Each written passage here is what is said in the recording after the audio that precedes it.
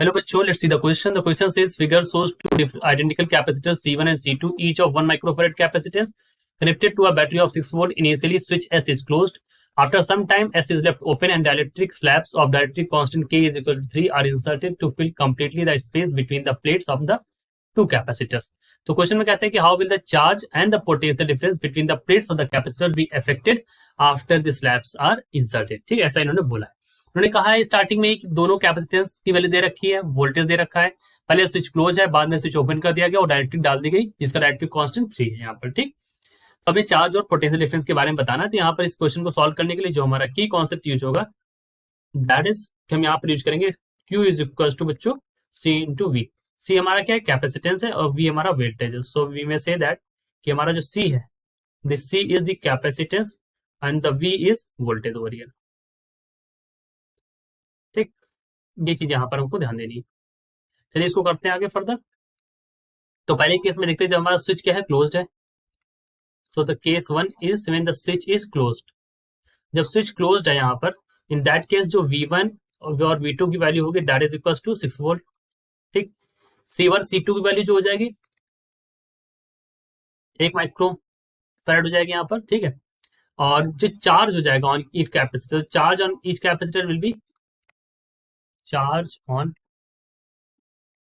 Each capacitor, उसकी value क्या हो जाएगी यहाँ पर, that is equal to Q1 is equal to Q2 is equal to CV. That means कि 1 इंटू 6 यानी कि 6 माइक्रो कूलम. ठीक, अब दूसरा केस हमारे सामने आएगा. दूसरा केस क्या है यहाँ पर, जो स्विच हमारा क्या है, when the switch is open.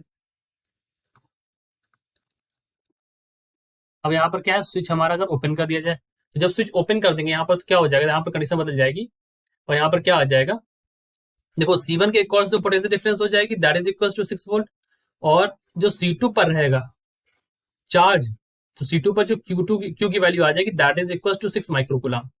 ठीक है, अब यहाँ पर डायरेक्ट्रिक आप स्लैब डाले दे रहे हैं, तो स्लैब डालने से अब जो वैल्यू होगी कैपेसिटेंस की वो क्या हो जाएगी, so that is equal to C1 dash equal C2 dash, और ये वैल्यू होती है K epsilon naught A by D. तो वहां से निकल के आता है K इंटू C, दोनों वैल्यू बराबर है C1 और C2 के, तो K इंटू C इसलिए कर दिया. देखिए यहाँ पर भी 1 वहां पर भी 1, तो डायरेक्ट्रिक की वैल्यू 3 और 1 ये हो जाएगा 3 माइक्रोफेरेड. तो ये तो नेट कैपेसिटेंस की वैल्यू आ गई 3 माइक्रोफेरेड. अब आगे अगर हम चार्ज पता करें, so we can say that charge on each capacitor,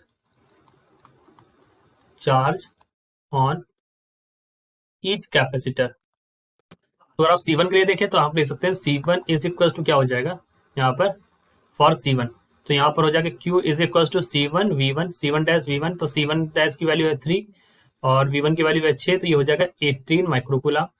charge जो C2 पर होगा वो हमारा क्या रह जाएगा on C2 that is equal to Q2 dash. तो उसकी वैल्यू यहाँ पर क्या आ जाएगी, सॉरी Q2 डैश की वैल्यू यहाँ पर क्या आ जाएगी, the value of Q2 dash that is वरियर इज, वो हमारा रहेगा यहाँ पर 6 माइक्रोकूलम. ठीक है, तो जो पोटेंशियल डिफरेंस रहेगा, तो we can say that the potential difference across C1, उसकी वैल्यू आ जाएगी आपकी 6 वोल्ट, और potential difference across C2 is equal to यहाँ पर निकाल लेंगे that is equal to V2 dash, और V2 डैश बराबर क्या हो जाएगा यहाँ पर Q2 बाई C2. तो इस Q2 की वैल्यू है 6 माइक्रोकूलम, यहाँ पर 3 माइक्रोफेरेड. सॉल्व कर लेंगे तो यहाँ पर 2 वोल्ट आ जाएगा. ठीक है, तो पहले हमने चार्जेस निकाला, तो चार्जेस की वैल्यू आपकी यहाँ पर आ गई. ठीक है, फिर उन्होंने कहा पोटेंशियल डिफरेंस निकालेंगे, तो हमने पोटेंशियल डिफरेंस निकाला, तो पोटेंशियल डिफरेंस की भी वैल्यू आ गई. ठीक, तो यही हमारा आंसर हो गया यहाँ पर, ये चार्जेस की वैल्यू और पोटेंशियल डिफरेंस की भी वैल्यू यहाँ पर आ गई. ये C1 और C2 के लिए वैल्यूज हैं. ठीक है, ये वैल्यूज हैं V1 डैश और ये V2 डैश. ठीक है, सो ये हमारे आंसर्स हो गए. V1 डैश एक हमारा 2 कूलम आ गया, एक हमारा 6 माइक्रोकूलम आ गया, एक हमारा 18 माइक्रोकूलम. ये हमारे चार्जेस की value. So these are our answers. I hope you understood it well. Best of luck.